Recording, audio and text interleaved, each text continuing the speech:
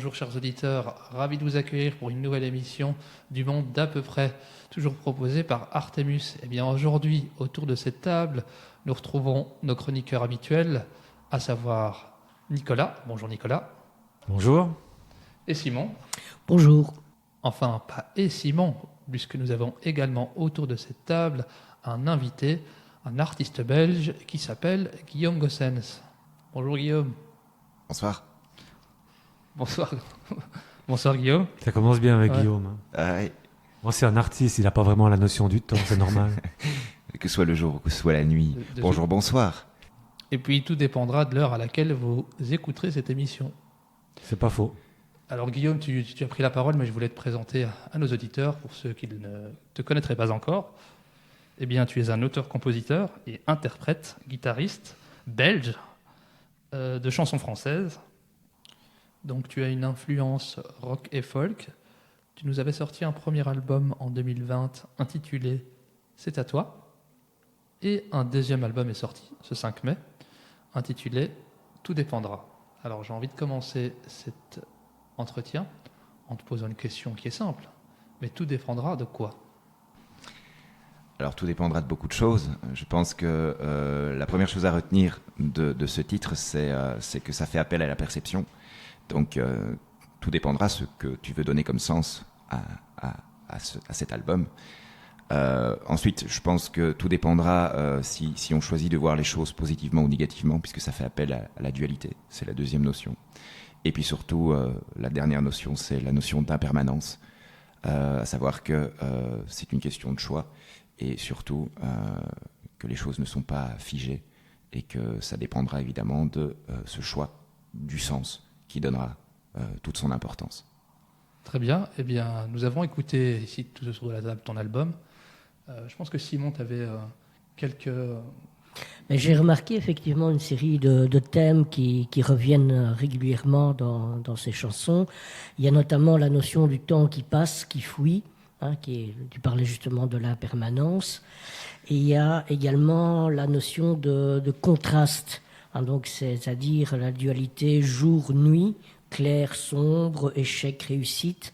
Et tu cites d'ailleurs les mots, le contraste, c'est quelque chose qui est important pour toi? Qui est important pour moi, oui. Maintenant, je pense que la vie fonctionne comme ça. Ça rejoint toujours cette notion qui était déjà illustrée dans le premier album, c'est-à-dire que les choses ne sont pas, comme je dis, permanentes, et je fais appel à cette notion en médecine qu'on appelle l'homéostasie, c'est-à-dire que dans le corps, les choses sont en perpétuel mouvement. C'est-à-dire qu'il y a toujours ce bien, ce mal, c'est-à-dire qu'à un moment donné, une cellule est trop saturée, alors elle va rejeter dans le milieu, et quand elle n'en a pas assez, elle va exploiter les ressources qu'elle peut pour synthétiser une matière dont elle a besoin. Et donc c'est la vie qui veut ça. C'est aussi, ça renvoie à la notion d'équilibre, c'est-à-dire que l'équilibre, la plupart des gens s'imaginent que le but ultime est d'atteindre l'équilibre. Je pense que c'est une grossière erreur, parce que atteindre l'équilibre, ça veut dire ne plus être, ou en tout cas arriver à un état de plénitude qui ne nous pousse pas à aller plus loin. Donc c'est clairement cette impermanence qui régit la vie. Et c'est ce que j'essaie d'illustrer. Bon, un jour je gagne, un jour je perds. Les jours et les nuits se succèdent toujours. C'est un petit peu toujours cette notion que rien n'est jamais vraiment acquis et que tout peut se perdre et que chaque jour est un autre jour et qu'il faut apprendre à voir les choses autrement. Toujours cette notion de perception. Et donc dans cette impermanence, c'est vraiment un endroit qui te plaît beaucoup, apparemment, l'impermanence. Et ce qui est intéressant aussi, c'est qu'il y a quelque chose dans le fond, il y avait déjà ça dans ton album précédent, c'est qu'il y a quelque chose de très mélancolique qui reste quand même, voire quelque chose de triste. Et peut-être que c'est ce qui crée l'artiste ou l'inspiration, je ne sais pas. Mais tu viens de dire que l'équilibre, ouais, après on peut pas aller plus loin, c'est un espèce d'état où on fait plus grand chose. Mais est-ce que c'est pas contradictoire finalement? Ou est-ce que tu cherches à rester tourmenté pour pouvoir continuer d'avancer ou de créer? Et finalement, c'est une espèce de cliché de l'artiste qui te plaît, ou c'est inconscient et ça se fait comme ça chez toi? Écoute, je pense pas être spécialement mélancolique, ou en tout cas me complaire dans quelque chose de dramatique. Au contraire, je pense simplement que la vie est dramatique, mais c'est ce qui la rend belle. Pour dire simplement, j'écrivais une phrase ce matin qui m'inspirait beaucoup, qui probablement va déplaire à certains, mais je m'en fous. C'est il est écrit qu'un seul homme pourra sauver le monde, mais nous sommes tous seuls. Et donc, ce que je veux dire dans cette phrase, c'est que si on croit qu'il faut attendre quelqu'un qui va être notre sauveur, je pense que tout est tout le monde et que nous sommes les seuls responsables de notre destinée. Alors, on dit aussi, je sais qu'un philosophe avait dit une fois que Dieu, si on croit en Dieu, ou en tout cas le Créateur, a créé 3 types de personnes. Les pessimistes, les optimistes et les tragiques, qui voient la réalité telle qu'elle est. Et je pense faire partie de cette catégorie. Les tragiques ou les lucides, c'est selon. C'est selon, effectivement. Ça dépend si on veut se lancer des fleurs ou pas, c'est ça? Tout dépendra. Une fois de plus, ouais. C'est la réplique, hein. C'est ça qui est chouette en fait dans le choix de ce titre, c'est que ça fait un peu réplique de cinéma, ça fonctionne un peu dans toutes les situations. Et quand tu vois, c'est comme ça dans la vie quotidienne. Mais la vraie réplique de cinéma qu'on a entendue le plus souvent au cinéma, c'est allons-nous-en. Il me semblait que c'était ça. Ouais, ouais, allons-nous-en. Ça fonctionne dans un tas de situations. Ça marche même mieux que tout dépendra. Allons-nous-en. Ouais, mais j'allais pas utiliser la même. Peut-être le prochain album s'appellera Allons-nous-en, je ne sais pas. Pourquoi pas? Ça peut être intéressant. Bon bah voilà, on a déjà le titre du 3e album. Merci Nicolas pour... Faudra le cutter. Sinon, tu vas me faire un procès pour droit d'auteur. Oui, c'est assez mon genre. Je trace ça, je cherche ces choses-là. Ouais. Mais allons-nous-en, c'est aussi peut-être une fuite en avant ou une fuite d'Égypte. Et donc, c'est fuir quelque chose. Qu'est-ce que tu penses fuir? Moi, personnellement, je ne fuis rien que hier, mais pour trouver demain. J'ai dans l'album, comme dans le premier, j'ai toujours cette espèce de... Il y a plusieurs parties, hein, et il y a un peu la thèse et l'antithèse, toujours. C'est toujours ce contraste et puis cette dualité. C'est qu'il y a même quelque chose qui peut être vu comme contradictoire, c'est que dans une chanson qui s'appelle « Nous n'aurons rien compris », donc qui fait partie de ce 2e album, je fais référence au fait que on va toujours chercher bien loin le bonheur, et qu'on s'imagine qu'il faut se plier au paraître et à suivre bêtement le troupeau, et que le vrai bonheur c'est ça, que la vraie vie c'est la société, alors que en fait c'est juste autour de toi, c'est juste en toi, et donc c'est un appel au voyage intérieur.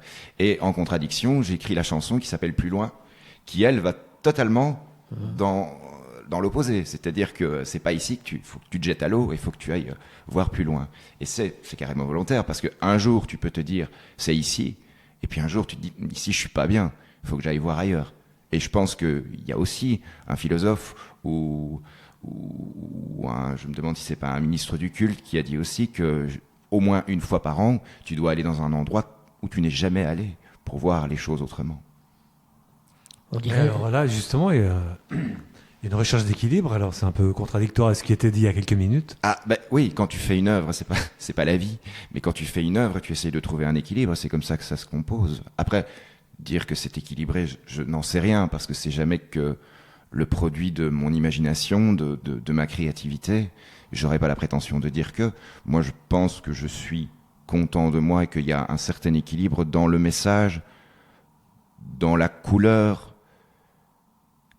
En tout cas, aujourd'hui, j'ai le sentiment d'avoir été au bout de ce disque. Maintenant, si aujourd'hui je me dis, ça y est, j'ai fait le disque, j'en ferai plus. C'est pas l'album de la maturité. Tout dépendra. On verra. Non, parce que tu parles d'imaginaire, mais il y a quand même, on sent quand même qu'il y a beaucoup de choses vécues malgré tout. On peut pas seulement aller dans l'imaginaire. Et d'ailleurs, il y a aussi un thème qui est très récurrent dans cet album et dans le précédent aussi, qui est peut-être, finalement, c'est peut-être quelque chose qui survole ton œuvre à ton insu ou peut-être pas. C'est les amours déçus. Et on peut se demander si c'est des amours déçus ou si c'est un grand amour déçu qui emballe tout ça. Est-ce qu'on aura la réponse? Est-ce que c'est l'amour tout court? Je pense que tu m'as déjà posé la question. C'est vrai? Ouais. Quand ça?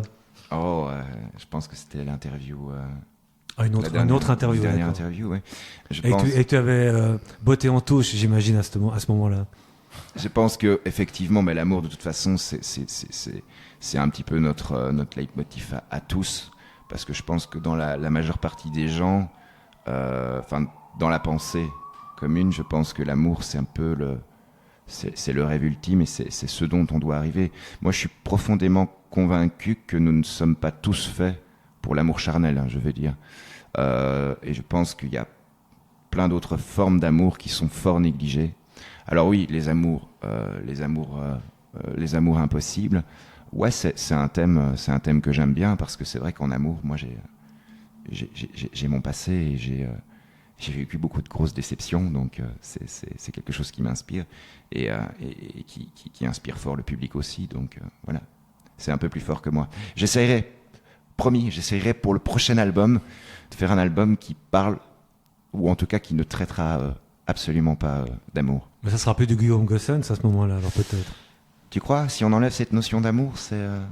De toute façon, tu pourrais chanter sur l'amour toute une vie, puisque il y a l'amour avec un grand A, il y a l'amour avec un petit A, et comme tu dis, il y a plusieurs sortes d'amour. D'ailleurs, il faut savoir qu'en islam, le mot amour est un nom de Dieu. Et comme Dieu est indéfinissable, comment voulez-vous définir l'amour? Donc je pense que tu as encore pas mal de morceaux que tu pourras nous sortir en rapport avec ces thématiques. Moi, ça me choque pas, en fait. Indéfinissable et infini. Oui, voilà, tout à fait. Ouais.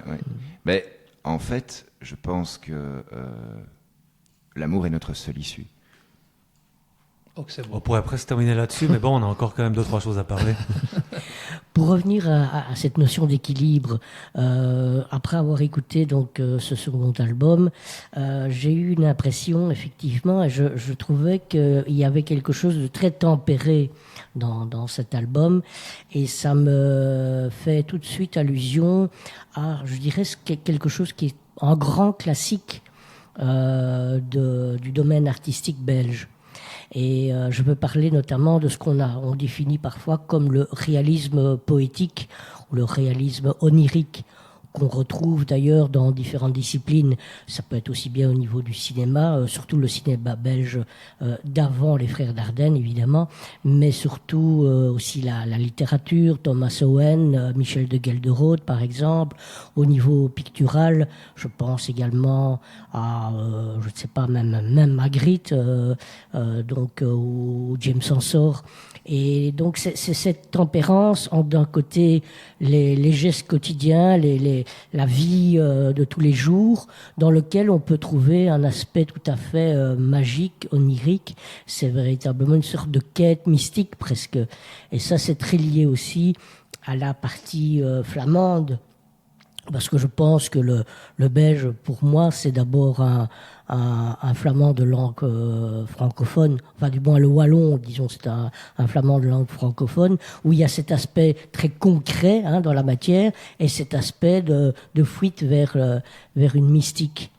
Est-ce que ça te parle? Ouais, ça m'inspire même en fait. D'ailleurs, je suis en train de prendre des notes. Ouais, complètement. C'est toujours cette dualité. J'avais envie d'en mettre une parce que c'est tellement facile, c'est un peu léger, ça change. C'est que effectivement, il y a aussi la dualité wallon-flamand. Je m'appelle Guillaume Gossens, je ne l'avais jamais vu, et donc tu viens de me l'apporter sur un plateau d'argent. Merci beaucoup, français et flamand. Voilà la dualité encore. La dualité partout, en fait. Il y a la notion du yin, du yang, et effectivement, tu parlais de mysticisme. Je parlerais même, je ne suis pas sûr de la notion, mais je parle même d'ésotérisme. C'est vrai qu'il y a beaucoup de ça dans ce que je fais. Et dans toutes les personnes que tu m'as citées, je suis vachement inculte. Je n'ai vu que Magritte. Et donc Magritte, effectivement, c'est une période de la peinture et de l'art. L'art moderne, c'est quelque chose que j'aime énormément, particulièrement le surréalisme. Et quand tu m'en as parlé, j'ai pensé tout de suite à l'Empire des Lumières. Mm-hmm. Donc qui est ce tableau qui confronte le bas du tableau dans l'obscurité et le haut dans le jour. Donc effectivement, il y a clairement une inspiration de cette époque. Et quelque part, je pense qu'à partir du moment où le dadaïsme est arrivé, je crois qu'on est toujours dans une sorte de post-dadaïsme encore aujourd'hui, quoi. Et je pense que beaucoup de gens s'y réfèrent et s'y retrouvent. Est-ce que ça voudrait dire, Simon, comme tu nous parles, là, que cet album Tout dépendra est finalement très très belge, au bon sens du terme? Ah oui, tout à fait. Pour moi, c'est pas du tout une critique quand je dis que c'est du grand classique belge. C'est très qualitatif. Je pense que là, véritablement, tu te situes dans une tradition artistique clair. Mais alors, est-ce que ça voudrait dire aussi que peut-être que Guillaume Gossens aurait de la peine à s'exporter, puisque c'est très très belge, ou alors c'est très exotique et ça va s'exporter? Tout dépendra. Tu vois, ça marche à tous les coups, je te l'avais dit. Et puis, ce qu'il y a d'intéressant aussi, tu parlais d'ésotérisme, je voulais le placer, mais je pense au nuage de Magritte.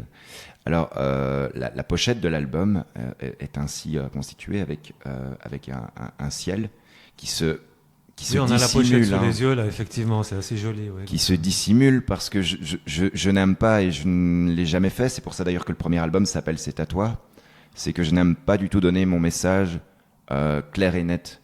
C'est-à-dire que je laisse la possibilité. Moi, j'ai ma propre perception et encore, souvent quand j'écris quelque chose ou que je fais quelque chose, je laisse plusieurs possibilités. Et dans le premier album, donc C'est à toi, on avait sur l'illustration un climat plutôt aquatique et je suis sur un lopin de terre, donc j'utilise 2 éléments. Sur le second album, j'ai mis les nuages et le soleil, justement pour conclure un petit peu et mettre justement ce côté des éléments. Plus aérien, donc. Et il y a le 5e élément qui se trouve absolument partout, puisqu'on sait que le 5e élément, c'est l'amour. Le feu, tu en as parlé là? Le feu, oui, le soleil. Ah, ok. Parce qu'il y a le soleil dans le... J'imaginais un troisième dans le album avec ciel. une pochette où tu danses autour du feu, un truc comme ça. Alors ça a l'air bateau, mais ça l'est complètement. C'est que je suis sur un lopin de terre au milieu d'une rivière et le soleil qui est pris en photo au milieu des nuages. Tu as l'air, tu as le feu, tu as le vent et tu as la terre. Et le 5e élément, l'amour qui est omniprésent.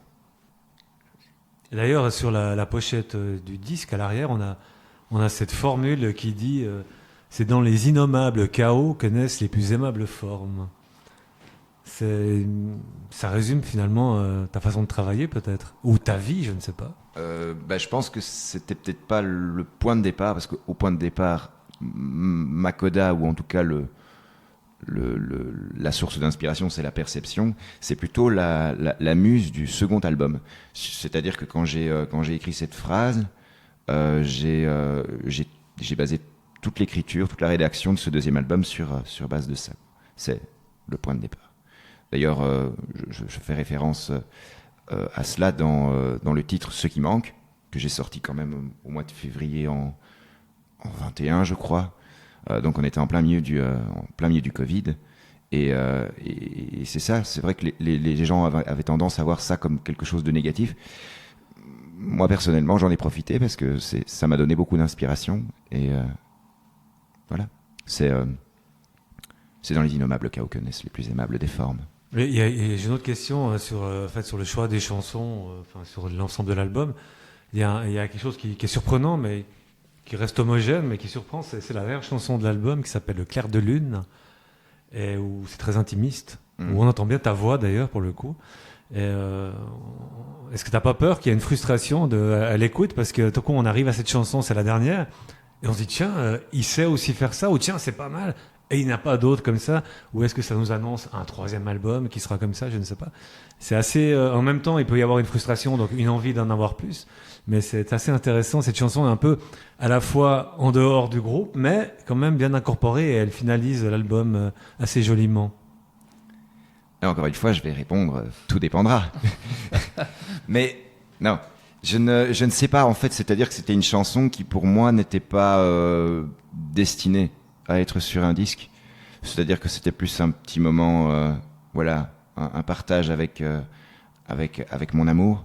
Et voilà, je l'ai vu comme ça, comme cette petite chanson toute mignonne du Pierrot qui pleure la lune et qui espère voir son amour au travers retrouver son regard au travers justement de cet astre solitaire, parce qu'il y a quelque chose de très mélancolique effectivement, mais quelque chose de très très joli dans cette histoire. Et en fait, il y a plusieurs raisons pour lesquelles je l'ai fait. Alors, on pourrait, ouais, effectivement, se dire tiens, c'est vrai que quelque chose de plus organique, peut-être de moins orchestré, ça peut être sympa. Alors c'est une hypothèse, parce que j'ai pas encore spécifiquement d'idées pour la suite. J'en ai plusieurs, mais je vais peut-être pas les diffuser parce que c'est encore un peu confus dans ma tête. Mais c'est vrai que ça pourrait amener à quelque chose de plus organique. À savoir que, effectivement, j'ai fait des albums très construits, mais j'ai fait beaucoup de guitare-voix, puisque quand je me suis retrouvé sur scène les premières fois, j'étais tout seul, et je le refais encore. Donc voilà, ça fait partie de moi aussi. Je pense qu'il y a une partie du public qui apprécie aussi ça, le Guillaume tout seul, avec sa guitare. Il y a évidemment 2, 3 ou 4 formules possibles sur scène, et je ne peux pas malheureusement en négliger une ou l'autre. Alors je trouve aussi que pour faire un album complet, pour revenir à cette notion d'équilibre, j'avais envie de faire quelque chose qui à la fois balaye un peu, peut-être pas tous les styles parce qu'il faut rester cohérent, hein. Je vais pas faire du rap au milieu de mon truc, mais voilà, c'est essayer de faire un truc qui soit le plus complet dans la forme et dans les différentes couleurs que constitue l'album.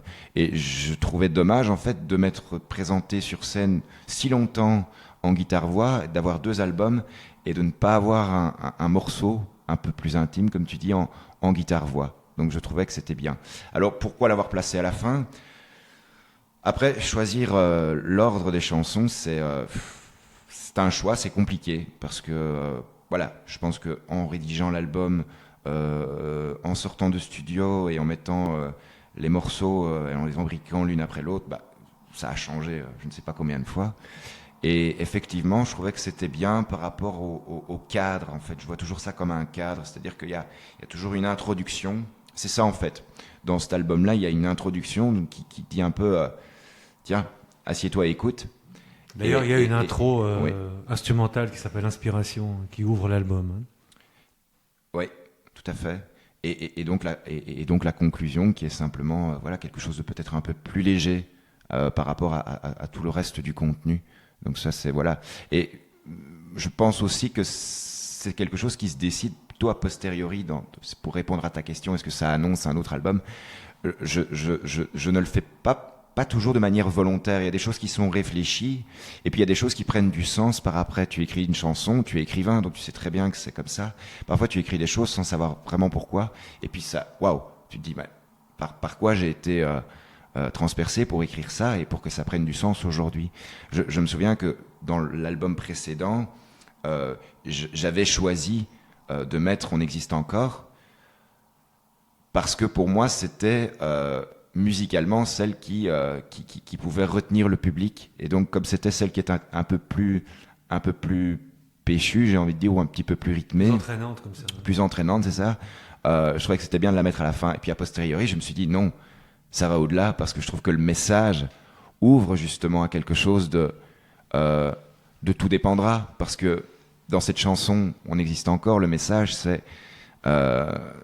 c'est dur, c'est chaud, et t'aurais envie de t'en aller, mais il faut continuer, il faut persévérer. Et donc voilà, a posteriori, c'est en réfléchissant, je me dis ça ouvre justement à tout dépendra. Alors pourquoi le clair de lune ? Peut-être qu'il ouvre à quelque chose, mais là, aujourd'hui, je ne le sais pas encore. Et à nouveau, tout dépendra. Tout dépendra. Messieurs, mes chroniqueurs, est-ce que vous avez encore des choses à ajouter quant à l'album de Guillaume, ou nous pouvons passer à la thématique suivante ? Oui, justement, je voulais parler de l'aspect plus musical. Lamine, d'ailleurs, en a parlé, l'a évoqué dans son introduction. Cet album-ci est quand même plus rock que le précédent. Et donc, il y avait même des aspects qui moi, m'ont fait penser à toute une série de groupes que j'ai appréciés dans les années 70, 80. Quelles sont tes inspirations aussi par rapport à la musique rock, par exemple ? Salvatore Dali, Sébastien Leprest et Jacques Brel. C'est pas très rock. Ah si. Tu trouves ? Si, je trouve que Salvatore Dali était très très rock'n'roll pour le coup. Oui, juste encore deux choses. Tu disais que tu parlais du Guillaume tout seul, mais en fait sur cet album tu n'es pas seul. Tu dois peut-être citer les quelques personnes qui t'accompagnent et qui ont travaillé avec toi et qui t'accompagnent aussi sur scène, certainement. Hein. Tout à fait. C'est vrai que sur le premier album, j'avais commencé le projet en me disant je vais faire quelque chose de peut-être plus organique et je vais le faire tout seul. Et puis la famille s'est agrandie. J'ai effectivement eu la chance de jouer avec beaucoup de musiciens, tous brillants les uns comme les autres. Et ici, effectivement, j'ai trouvé vraiment les musiciens qui sont un petit peu ma nouvelle famille, et donc qui sont des musiciens professionnels avec qui je vois les choses sur un aspect vraiment professionnel. Et en fait, il s'avère qu'il y a quelque chose qui se crée aussi avec eux de plus amical. Ils apprécient vraiment beaucoup le projet. Et je les remercie parce que ce sont eux en fait qui se sont proposés à contribuer justement à l'enregistrement. Alors je vais les citer maintenant que j'en ai parlé. Donc il y a Irvin Hunson qui est le bassiste, claviériste et avec qui j'enregistre en studio, qui a un studio à Wavre qui s'appelle le Sharpson Studio. C'est d'ailleurs chez lui que j'ai terminé l'enregistrement de l'album C'est à toi. Et donc c'est mon acolyte depuis presque le début du projet, puisqu'il y a eu un bassiste avant lui. Et il est très il est d'une grande loyauté et il fait beaucoup pour le projet. Et je le remercie, il sait que je l'aime. Et on passe des moments absolument magiques. D'ailleurs, t'as pu le rencontrer une fois en studio. Voilà, on a une complicité, on a une complémentarité, on se comprend sans se dire grand chose, et on a une grande efficacité dans le travail. Il est aussi très actif sur la créativité, sur l'idée des arrangements, sur ce serait sympa de faire ci ou faire ça. Et puis il n'est pas arrêté non plus sur des choses qui lui semblent un petit peu conventionnelles. Je me souviens dans le premier album, on avait enregistré une chanson qui s'appelait Quelle importance, qui s'appelle toujours Quelle importance. Je voulais absolument mettre un delay. Donc un delay, c'est un effet qui retarde le son. Je voulais mettre un delay à l'infini. Et il me regarde, il me dit, mais un delay à l'infini, ça n'existe pas. Et je dis, ben on va le créer. Ok, qui m'a dit, pas de problème. Je trouvais ça super chouette qu'il ne s'arrête pas, mais ça ne se fait pas, donc on ne le fait pas. Donc on s'est dit, ok, on va le faire. C'était un chouette délire, donc voilà, ça c'est présent. Donc ça c'est un petit peu un mystère, un secret que je vous donne. Ensuite, pour continuer la fratrie, donc on a eu Julian, qui est un guitariste qui est arrivé il y a 1 an, exactement au mois d'avril, qui devait venir avec moi pour une prestation et qui finalement a adoré le projet et qui continue à être super investi dans le projet. Il est prof de musique et il a une ASBL. Et donc, il gère vachement bien tout ce qui est administratif et tout ça. Et donc, il m'aide énormément dès que je reçois des contrats ou voilà, pour la facturation, pour les prestations, tout ce qui est administratif, c'est vraiment. Et donc, il m'a proposé son aide plusieurs fois et il est toujours très présent pour ça. C'est un brillant musicien. J'adore vraiment son jeu. Et alors, on a Ben qui lui aussi est un rescapé du premier album, parce que pour une session, pour le morceau Mourir d'amour, dans le premier album, on avait besoin d'un ballet. Donc, c'est un style de jeu. Donc, c'est sur une caisse claire. Plutôt que d'utiliser des baguettes, on joue avec des balais, ce qui donne un... Voilà, ça frotte un petit peu. Donc, il était venu enregistrer en session. Et donc, j'avais eu l'occasion de le rencontrer à ce moment-là. Et donc, au moment de retrouver un batteur, on s'était dit, on va peut-être demander à Ben s'il veut participer à l'aventure. Il a aussi trouvé que le projet était super et il est effectivement très investi aussi. Puis j'aime beaucoup son jeu. À tous les trois, en fait, je trouve que le jeu, pour avoir joué avec pas mal de musiciens, c'est vraiment le jeu qui convient. Et puis ils sont très efficaces, parce que c'est des musiciens professionnels. Il n'y a pas besoin de beaucoup d'heures de répète. C'est tout de suite très efficace et ça fonctionne très bien. Ok. Et on peut voir ces gens quelque part. Où c'est que finalement on peut écouter, voir, entendre Guillaume Goossens, acheter son album, le voir sur scène comment faire pour aller à la découverte de cet artiste si on ne connaît pas encore? Alors, plusieurs possibilités. La première, Google. Tu tapes mon nom, Guillaume Goossens, c'est G2O2SENS. Il y a un site internet, guillaumegoossens.be. Alors, je suis présent sur toutes les plateformes, que sont Deezer, Spotify et j'en passe. Je ne les connais pas toutes, mais les principales. Ensuite, je suis évidemment sur YouTube. J'ai une chaîne personnelle sur laquelle je mets mes clips. Je pense que j'ai à peu près fait le tour. Alors il y a certaines radios aussi sur lesquelles je suis diffusé, certaines télévisions qui acceptent de me diffuser aussi. De toute façon, on mettra tous les liens en descriptif de ce podcast. Et si vous n'avez plus rien à dire sur l'album en soi... On aurait beaucoup de choses à dire, mais tout dépendra du temps qu'on a. Le temps file. Oui, Donc, c'est vrai que ça... je pense qu'il serait de bonne loi de passer à notre deuxième thématique. Ce serait d'un peu discuter de tant qu'on a un artiste autour de la table, de la condition des artistes, de ce que représente l'artiste. Voilà, une vision un peu plus holistique et sociologique et autre des artistes en Belgique. Tu as une question Non, mais en rappelant une chose, pour se rappeler qu'on est en Belgique, on se rappelle que l'année dernière, il y a eu toute une réforme du statut de l'artiste. Et là, on parle d'artiste, mais maintenant, c'est terminé, hein, puisqu'en Belgique, il n'y a plus de statut d'artiste. On appelle ça un travailleur de l'art. Voilà. Non, même pas un travailleur de l'art. C'est très représentatif de la Belgique, finalement. Qui taille dans l'art. Oui, peut-être aussi, ouais. Et qu'en fait, la réforme a été mise en application le 1er octobre l'année dernière, mais qu'elle est toujours en transformation, en finition, et que il semblerait que la date butoir, c'est le 1er janvier 2024. Donc voilà, bienvenue en Belgique, où pour être un travailleur de l'art, il faut à peu près 1 an et demi pour modifier les statuts. Et ce qui est aussi intéressant, c'est qu'avec cette nouvelle réforme, pour être renouvelé dans son statut, on doit passer devant une commission pour définir vraiment si on est un travailleur de l'art. Voilà, bienvenue en Belgique. Oui, justement, je voulais un petit peu parler parce que je pense que tu n'as pas de maison de disques, tu produis tes Alors tes jusqu'à albums. présent, j'étais ma propre maison de disques, mais ici j'ai produit ce deuxième album avec un label français qui s'appelle PL Compo Prod. Et donc j'ai un partenariat, mais c'est un contrat principalement d'édition et de diffusion digitale. Voilà, donc je n'ai pas proprement parlé de maison de disques, ou en tout cas de maison de production. On peut dire que je suis un artiste indépendant avec simplement un label en plus. D'accord. Et donc, justement, en tant qu'artiste indépendant, comment tu te situes dans cette République populaire démocratique de Wallonie ? Parce que, comme le disait Nicolas, il faut passer par des commissions, par toute une structure très étatique.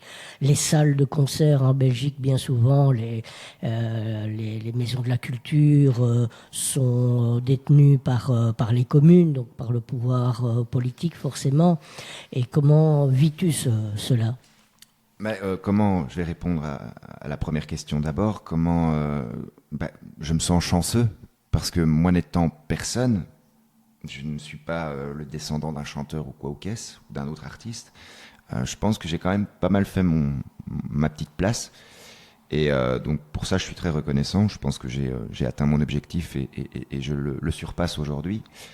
Ensuite, la deuxième question est plus compliquée, c'est-à-dire que c'est très difficile en fait de faire des prestations régulières, d'avoir une notoriété en claquant des doigts, d'être accepté partout, parce que faut faire ses preuves, il faut proposer du contenu, il faut effectivement avoir une sorte de professionnalisme, une façon de parler, d'amener les choses aussi, ce qui n'est pas toujours mon cas, parce que je suis très je mâche pas toujours mes mots, et donc c'est plutôt compliqué. La communication, c'est ce qui me fait défaut, ce qui est marrant pour un auteur, mais c'est la vérité. C'est le contraste, encore une fois. Je vous rappelle qu'il est arrivé, il nous a dit bonsoir alors qu'on lui avait dit bonjour. Mais oui, c'est intéressant, mais je vais faire une petite parenthèse par rapport à Dali. Dali m'a inspiré. Pourquoi et c'est pour ça qu'il est rock'n'roll. C'est que il regardait la télévision à l'envers, chose que je fais de temps en temps. C'est très intéressant de regarder la télévision à l'envers parce que ça nous permet vraiment de voir les choses sous un autre angle. Et je vous assure, un exercice à faire parce que ça permet vraiment de se rendre... Est-ce qu'il faut se pendre au plafond ou juste tourner l'écran ? Alors, 2 possibilités. Soit, effectivement, tu fais le poirier, ce qui est un bon exercice, parce qu'en plus de ça, c'est bon pour ta santé. Soit, effectivement, tu retournes l'écran. Mais au jour d'aujourd'hui, les écrans ne sont pas des tubes cathodiques. Il n'y a aucun problème. Tu retournes ça en 2 minutes. Et Vian, d'ailleurs, disait, lui, dans une chanson, qu'il fallait regarder la télévision de l'autre côté. Par derrière, en gros. Par derrière. Et c'était des TV comment, cathodiques ? Ah oui, à l'époque de Vian, c'était encore la grosse télévision, quoi. Ok. Sinon, il y a aussi une autre manière, ne pas regarder la TV, ça aide aussi. Oui, Ah, je l'ai pas, moi, je l'ai pas. Il y Ouais. avait cette formule qui disait justement que la télévision ne rend pas du tout stupide à condition de ne pas l'allumer. Mhm. Mais j'ai une question pour toi, Guillaume, parce qu'on parlait un peu des difficultés qu'un artiste pouvait rencontrer. Et moi, dans ce que tu me dis, il y a quelque chose où j'aimerais bien avoir ton avis. C'est que finalement, l'artiste, est-ce que c'est son talent qui fait qu'il va être connu, ou c'est son réseau? Inévitablement, c'est plutôt la deuxième option. C'est-à-dire que tu peux avoir tout le talent du monde. Enfin, moi, j'ai pas cette prétention-là, hein, loin de là. Quelle que soit la nature, en fait, ce qu'il y a, c'est que artiste aujourd'hui, c'est vendre un produit. Donc ça, voilà, ça s'égare un peu de ce que moi j'essaye de faire. Je pense que être artiste, je pense que on l'est tous, ou en tout cas la majorité des gens le sont. Être artiste, c'est un état d'esprit, c'est pas un statut. Donc c'est simplement une façon de voir les choses et une façon de créer les choses dans l'univers qui est le nôtre, et la volonté de le partager. Moi, pour moi, c'est ce qui définit vraiment l'art, que ce soit majeur ou mineur. Ensuite, dans ce qui est art, on distingue le majeur et mineur. Moi, je fais un art mineur, puisque je ne fais qu'écrire des chansons, mais j'essaye d'avoir une réflexion plutôt majeure. J'ai la chance d'avoir un frère qui a fait les beaux-arts, et donc qui est artiste peintre, je le cite, donc Yvon Gossens, et c'est vrai qu'il m'a un petit peu expliqué, il m'a un peu enseigné la réflexion et toute la recherche qu'il doit y avoir autour d'un projet artistique. Juste pour nos auditeurs, expliquer vraiment rapidement la notion d'art mineur et d'art majeur, pour ceux qui ne savent pas ce que c'est. Alors c'est une... Le défi, c'est de le faire sans parler de Gainsbourg et de Guy Béard. Non, en fait, ce Très qu'il y a, c'est simplement. qu'il y a une liste précise de ce qui est l'art majeur, c'est-à-dire qu'on a l'architecture, la sculpture, la peinture, le cinéma, la grande musique. Il y en a 7 en tout, j'ai oublié le reste de la liste. Et alors on a les arts mineurs qui sont effectivement la chanson populaire. Donc il faut bien dissocier la grande musique de la chanson populaire. Donc tu parlerais plutôt de la musique, on va dire, classique, type orchestre, qui ont fait des personnes qui ont fait le conservatoire et autres, que des chansonniers, comme ton cas, qui prend sa guitare. C'est ça, ok. Ouais. Et donc, nous avons vécu 3 années très, très, très compliquées, ça parlait du Covid. Et justement, donc, pour un artiste indépendant, c'était, disons, encore plus compliqué. Il se fait que certains autres artistes, et je pense notamment en France à Ingrid Courrèges, ont innové en allant notamment rencontrer leur public chez les particuliers, par exemple.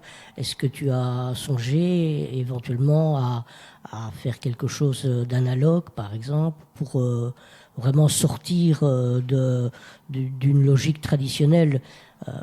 C'est un petit peu, au fond, aussi revenir à la Vous notion savez, de le 18 mars, quand c'est tombé, en 2020, j'étais en studio, j'enregistrais.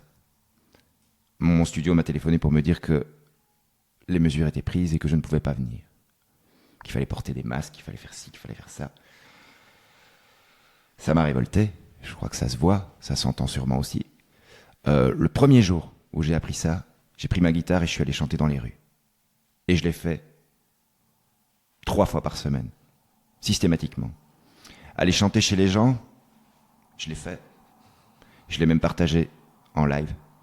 Je l'ai fait peut-être 6 mois après, directement. Après, j'ai pensé à faire des formules tout autres aussi. Je pense par exemple à mon ami David Schippers qui lui va faire ça chez les gens. Il est même déjà venu le faire, on l'a fait ensemble. On a fait un concert ensemble. Qui lui est humoriste. Hein, humoriste, tout à fait. Voilà, et je pense que ce genre de choses, et je pense aussi à Stéphane Cuvelier, qui aussi a fait pas mal de choses à ce niveau-là. Oui, effectivement, il fallait se réinventer à ce moment-là. Alors moi, je me suis même retrouvé tous les dimanches au Mont des Arts pour chanter Le Citoyen Inconnu. J'ai écrit donc cette chanson dans ce but-là, et j'ai même été triste en fait de voir que finalement j'avais écrit ça et que ça a été considéré comme politique, même considéré comme quelqu'un venant de l'extrême droite. Alors j'ai quand même montré mon plumier au début hors antenne et voilà. Me faire traiter de raciste, c'est quand même un peu compliqué. Tu peux préciser ton plumier, qu'est-ce qu'il a? Qu'est-ce qu'il a? Il a une croix gammée barrée. Et en plus de ça, il y a un symbole de paix, là, donc le signe Peace and Love. Peace and love. Voilà, donc je pense que... Mais finalement, être artiste aujourd'hui, c'est pas justement être de gauche. Parce que finalement, si tu veux... Non, mais, J'aime pas du tout les sujets politiques. non, mais on va juste pour te dire Ouais. là où je vais en venir, en fait, c'est que finalement, pour avoir du réseau et avoir des salles, avoir des endroits où jouer, il est de bonne loi d'être de gauche. C'est-à-dire, j'aime tout le monde, Je peux le dire. bah, Il faut être dis ce de que tu- gauche ou hypocrite.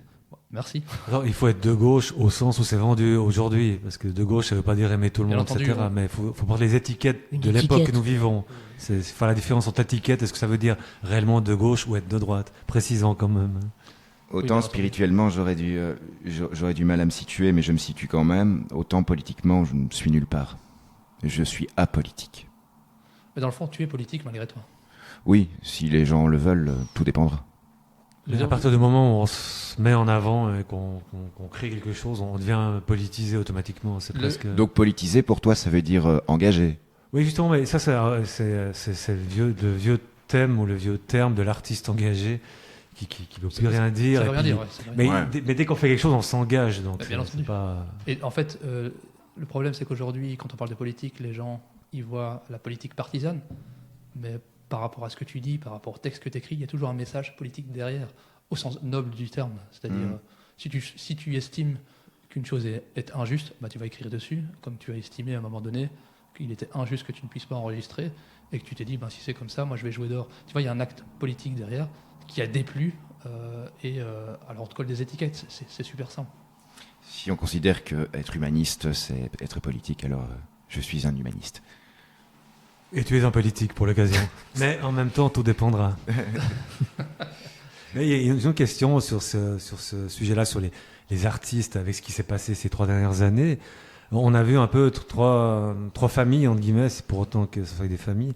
On a les artistes qui n'ont rien dit du tout, qui ne sont pas intervenus dans le débat public.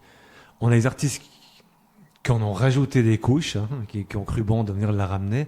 On a les noms, mais on les citera pas, on ne leur fera pas cet honneur. Et puis, il y a tous ceux qui ont... comment dire, qui ont rien dit, mais qui n'en pensaient pas moins. Quoi. Et la question, c'est pourquoi, dans le showbiz au sens large, pourquoi il y a eu si peu ou pas du tout de réaction, à ton avis? Pourquoi les artistes ne sont pas positionnés du tout? Que ce soit un comédien, un chanteur, tout ce qu'on veut, pourquoi on les a pas ou si peu vus? Je pense qu'il y a des enjeux, comme pour tout le monde, et je vais même te dire, c'est que moi aussi j'ai eu des emmerdes à cause de ça. Comme je dis, on m'a refusé de venir en studio. J'ai dit ok, c'est comme ça, ben, je vais prendre un autre studio. J'ai pris des risques, j'ai perdu beaucoup. J'ai perdu des collaborateurs aussi qui ne soutenaient pas mes idées et qui m'ont dit si tu continues comme ça va pas le faire. J'ai eu des collaborateurs qui m'ont dit ce que tu fais, fais-le discrètement parce que ça va pas. Arrête d'aller en manif, arrête de faire ci parce que ça soigne pas ton image.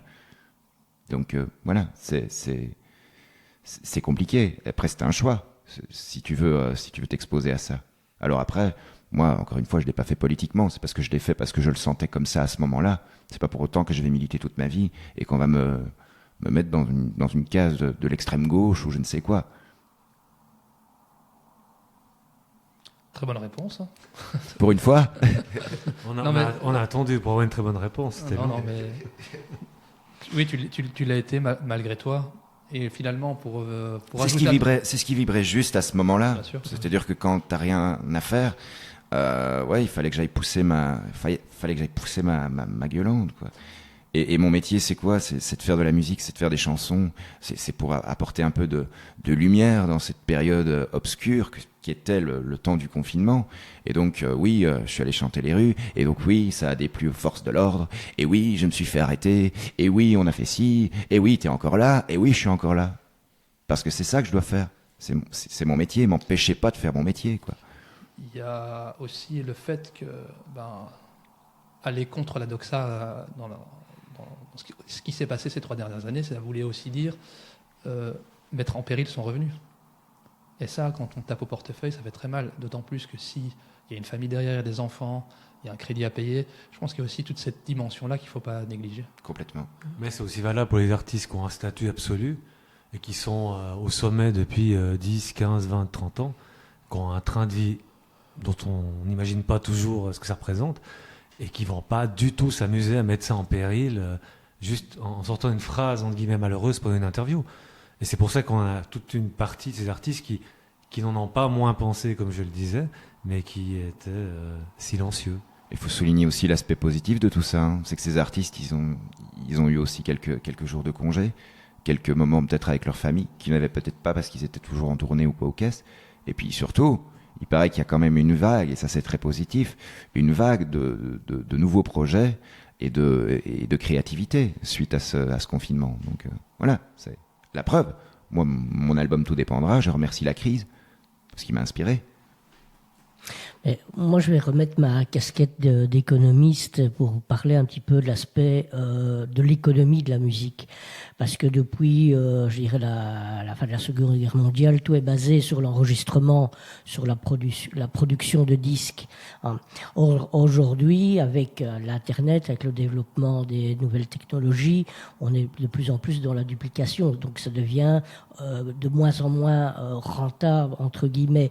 Mais ça pousse évidemment d'aller plus vers la création en live, donc par rapport à un public. On revient un petit peu aux racines historiques, hein, des troubadours, des gens qui jouaient devant les parvis des églises. Et donc par rapport à cela, c'est peut-être quelque chose de plus positif parce que ça permet à ce moment-là à l'artiste indépendant d'être sur le même pied d'égalité que par rapport à des grands noms qui fonctionnent avec des maisons de disques, avec tout un réseau notamment de tournées. Et donc, qu'est-ce que tu penses par rapport à cela ? Je pense que pour réussir, ou en tout cas pour survivre en tant qu'artiste, il y a plusieurs sources de revenus. Effectivement, il y a ce qu'on appelle le stream, donc c'est la diffusion digitale, donc tout ce qui est plateforme et tout ça. Il y a évidemment tout ce qui est merchandising, et j'inclus dans le merchandising le disque physique, parce que c'est aujourd'hui plus une sorte En français, c'est marchandisage. Le marchandisage ? Ok, merci. Ou le marketing. De toute façon, j'aurais jamais à l'écrire parce que marketing. je n'en fais pas beaucoup, donc voilà, c'est pas un problème pour moi.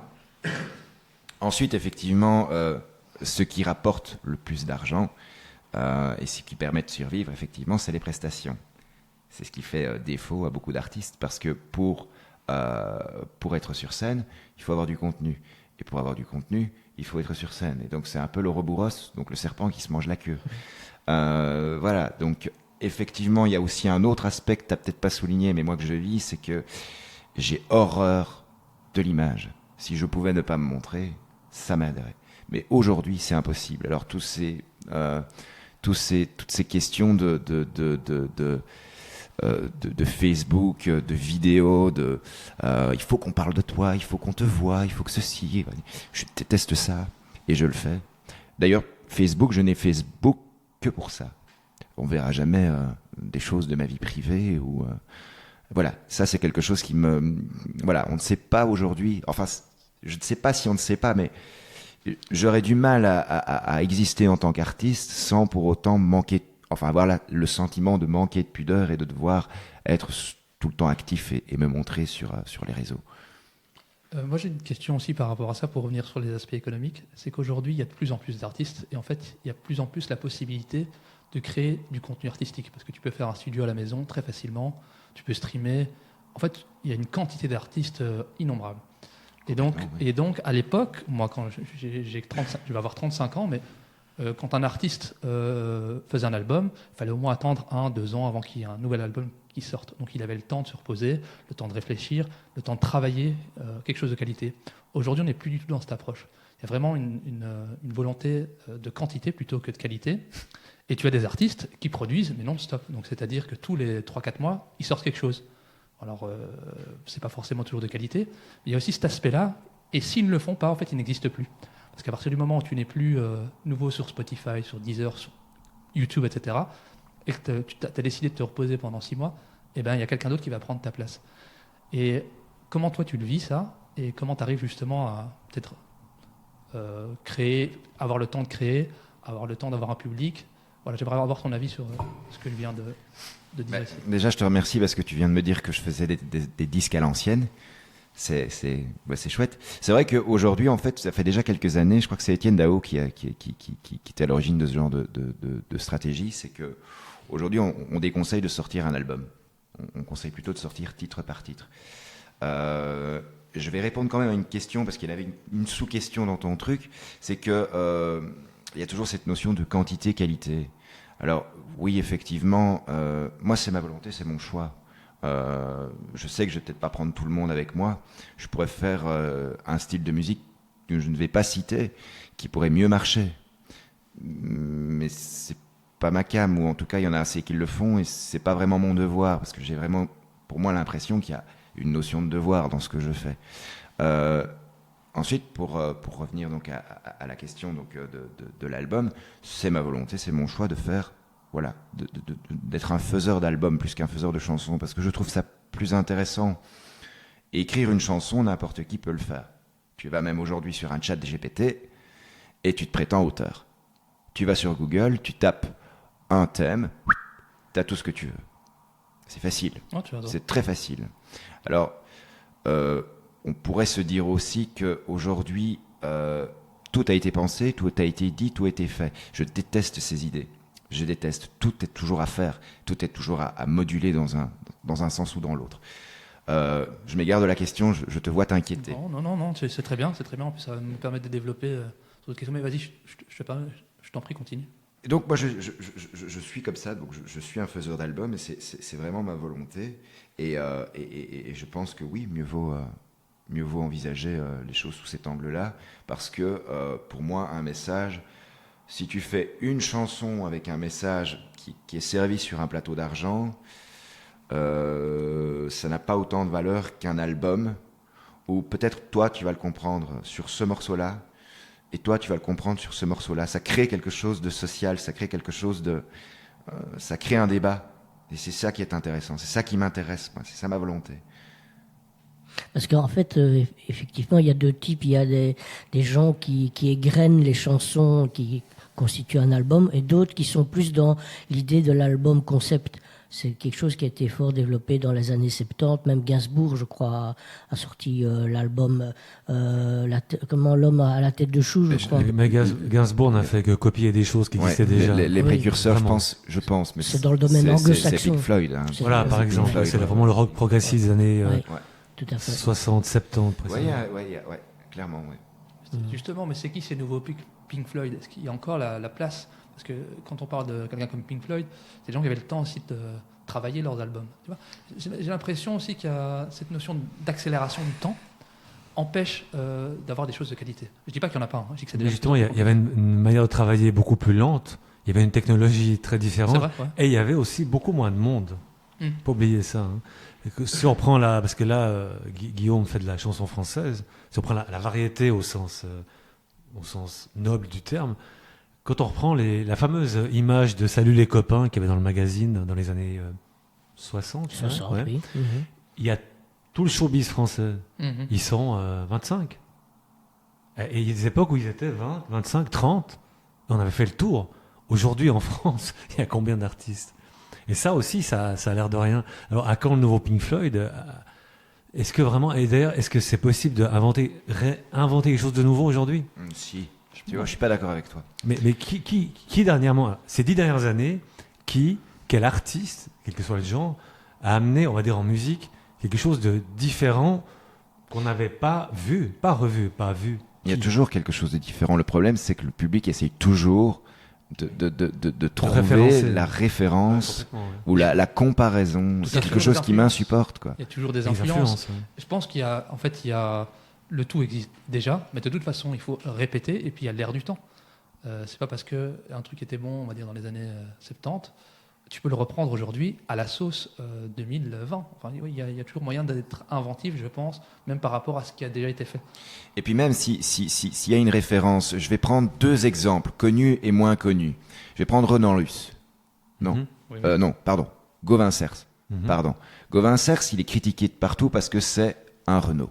Complètement, ouais. Voilà. Mais je suis pas du tout d'accord avec ça. J'ai complètement Je suis pas critiqué, je dis pas complètement c'est Je suis pas d'accord avec ça parce que je trouve que justement pour ce public qui aime ce style de musique, se dire que Renault c'est fini, c'est triste. Alors il continue et même il va plus loin parce qu'il va autrement. Moi je le trouve, ouais, peut-être dans cette continuité, mais avec quelque chose de nouveau. Et ouais, en fait, il perpétue cette espèce de culture et quelque chose de très juste dans ce qu'il fait. Moi, j'aime beaucoup. Et je vais prendre un autre exemple plus proche. C'est un ami en plus. C'est Nicolas Réal qui a sorti ici un album récemment que je suis allé voir. Je ne savais absolument pas qu'il était là. Je suis allé voir une autre personne qui faisait l'avant-première. J'ai vu son spectacle. C'est bien la première fois d'ailleurs que ça m'arrive. J'ai passé un concert magnifique où, waouh, j'adore quoi. J'écoute ce qu'il fait et alors plein de gens disent ouais on dirait un mélange de Michel Berger, on dirait un genre de Jean-Jacques Goldman et ouais parce qu'il y a une voix, parce qu'il y a quand même des catégories de voix. Alors évidemment on met ça dans des cases, mais au-delà de la voix, il y a une façon d'écrire, il y a une façon d'apporter, il y a une démarche parce qu'il choisit de faire les choses de manière organique. Si on compare à Goldman était loin d'être dans quelque chose d'avant-gardiste ou quelque chose musicalement, Goldman, il a vraiment, on va le dire, il a vraiment pompé justement sur toute cette musique 60, 70 anglo-saxonne à fond. Musicalement, il a fait que ça. Sa force à Goldman, c'est plutôt dans l'écriture. C'est ça. Mais musicalement, voilà, c'est ça. Et c'est ça. On va dire qu'il a plagié. En tout cas, lui il a aussi bien... était critiqué de la même façon que nous, et que lui, dans sa critique, parce que c'est pas du tout ce que je fais, hein, je le critique pas, mais ce que je dis, c'est que il a apporté ce côté nouveau dans cette conservation, et c'est ça qu'on fait tous. Alors, voilà, moi je critiquerai jamais un artiste, j'aime ou j'aime pas, ok, mais c'est pas pour autant que sa démarche n'est pas bonne. Et puis, y a pas, moi j'y vois aucun problème à avoir des références qui ont été bonnes dans le passé. C'est très bien. Pourquoi essayer de réinventer la roue? Si la roue était bien faite, qu'on la reprend et qu'on la met à sa sauce, moi, ça me choque pas du tout. Donc, à la limite, je ne percevrais pas ça comme une critique. On est plus dans le réinventer que dans l'inventer. Hein. Il y en a qui innovent quand même. J'apporte quand même une autre notion. Hein. C'est sans doute un peu prétentieux, mais c'est la vérité. C'est que bien souvent, des choses que j'écris ont déjà été dites. Mais c'est pas comme si je l'avais pompé et transformé. C'est-à-dire que je l'ai dit autrement, mais ça a déjà été pensé. Et ça, c'est super intéressant, parce que pour être philosophe, ça n'a rien à voir, hein, je ne suis pas philosophe, mais on dit que pour être philosophe, il faut avoir lu les autres philosophes. Je n'ai pas une culture de la musique exceptionnelle. Je connais ce que j'aime, ce qu'on m'a donné, et ce que j'ai découvert, mais le découvrir par soi-même, ça existe aussi. C'est l'artiste autodidacte, quoi. Mais en fait... il y a une réelle prétention, on va dire, du pouvoir d'inventer. En fait, les idées, elles sont déjà là. Et à un moment, tu te connectes à une idée. C'est un peu l'idée platonicienne du monde des idées. Tu vas te connecter à ces idées. Elles existent déjà, mais à un moment, tu arrives à t'y connecter et les restituer. Mais ce n'est pas pour autant toi qui l'as inventé, parce qu'elles sont déjà là.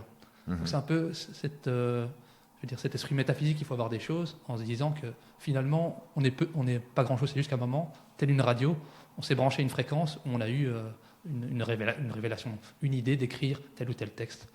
Et je pense qu'à partir du moment où tu mets ton nom dessus, il y a quelque chose de l'ordre du monde moderne où il faut que tu t'appropries tout ce à quoi tu penses. Mais en fait, c'était déjà là. Tu t'es juste connecté à la bonne fréquence. Effectivement, tu peux avoir eu des artistes qui ont dit à peu près la même chose que toi, tout simplement parce qu'à un moment de leur vie, ils étaient à la même fréquence que toi sur le monde des idées. Et alors je vais rebondir sur une réplique que je viens d'avoir, mais je suppose que ça a déjà certainement été dit. Ça veut dire que sous prétexte que tout a déjà été dit, il faudrait rester dans le silence. Ça, c'est l'effort des sages. Mais nous ne sommes pas des sages, donc continuons à parler et répétons-nous s'il le faut. Mais je vous rappelle que nous sommes dans le monde d'à peu près, donc nous sommes quand même loin de la sagesse. C'est sympa d'à peu près, j'aime bien l'idée. Elle sera placée un jour dans une de mes chansons. Ah bah voilà. Écoutez, on arrive à l'heure. On va faire un petit dernier tour de table pour conclure. Et on va vous inviter à écouter Guillaume Goossens. Je le rappelle, on mettra tous les liens pour que vous puissiez avoir accès à son travail en descriptif de cette vidéo, je vais arriver à le dire. Et là-bas, pour moi, tout dépendra. N'oubliez pas d'écouter Guillaume Goossens. Merci à toi d'être venu. Merci à toi pour cet échange. C'était super sympa. Je vais donner la parole à Nicolas et Simon, puis on terminera avec Guillaume pour la conclusion de cette émission. Oui, mais je pense qu'il faut écouter Guillaume Goossens, mais aussi, même si l'image lui déplaît, il faut aussi aller le voir.